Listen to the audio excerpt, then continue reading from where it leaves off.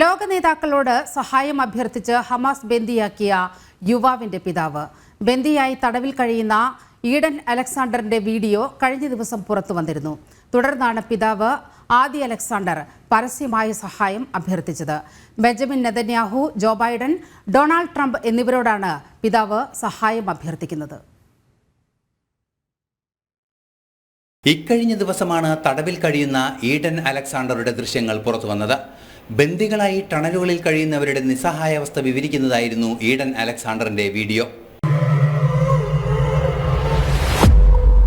קוראים לי עידן אלכסנדר ואני אסיר בשבי החמאס בתום 420 לראש הממשלה בנימין נתניהו. אני שמעתי אותך לדבר עם עם ישראל בחדשות ואני מאוכזב מאוד. אני שמעתי שאתה מוכן להעניק למי שמסגיר אותנו $5 מיליון אם הוא הביא אותנו חי לעם ישראל.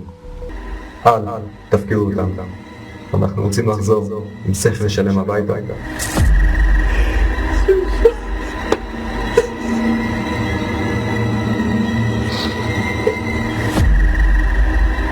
ബന്ദികളുടെ മോചനത്തിനായി കാര്യക്ഷമമായ ഇടപെടൽ ഉണ്ടാകുന്നില്ലെന്ന ആരോപണം നിലനിൽക്കുന്നതിനിടെയാണ് ഈഡന്റെ വികാരഭരിതമായ വീഡിയോ പുറത്തുവരുന്നത്.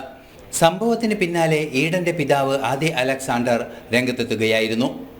ബന്ദികളാക്കപ്പെട്ട എല്ലാവർക്കും വേണ്ടിയാണ് താൻ സംസാരിക്കുന്നതെന്നും അദ്ദേഹം പറഞ്ഞു.